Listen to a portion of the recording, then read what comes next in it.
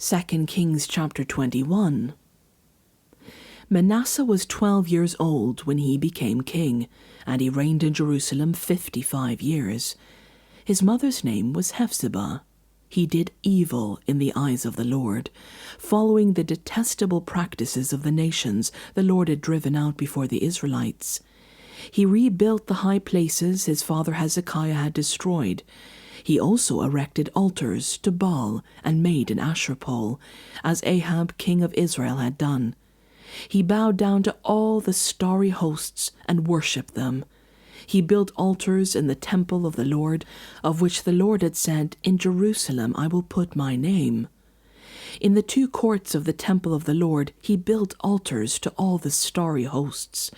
He sacrificed his own son in the fire, practiced divination, sought omens, and consulted mediums and spiritists. He did much evil in the eyes of the Lord, arousing his anger. He took the carved Asherah pole he had made and put it in the temple, of which the Lord had said to David and to his son Solomon, "In this temple and in Jerusalem, which I have chosen out of all the tribes of Israel, I will put my name forever. I will not again make the feet of the Israelites wander from the land I gave their ancestors, if only they will be careful to do everything I commanded them, and will keep the whole law that my servant Moses gave them." But the people did not listen. Manasseh led them astray, so that they did more evil than the nations the Lord had destroyed before the Israelites.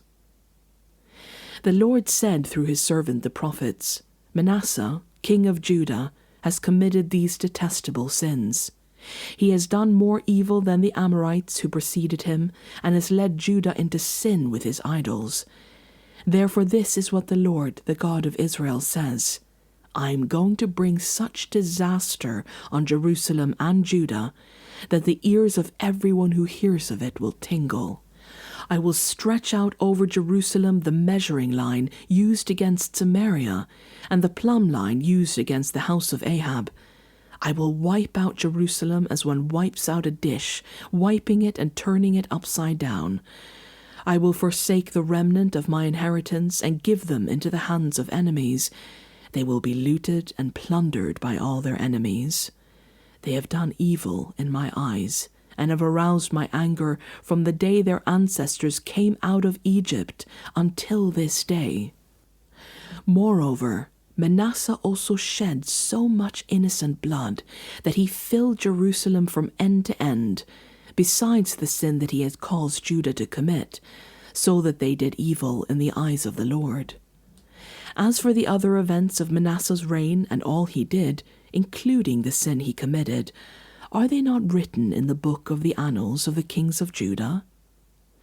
Manasseh rested with his ancestors and was buried in his palace garden, the garden of Uzzah, and Amon his son succeeded him as king.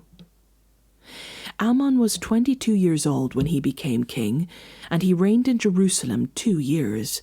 His mother's name was Meshullemeth, daughter of Haruz. She was from Jotbah.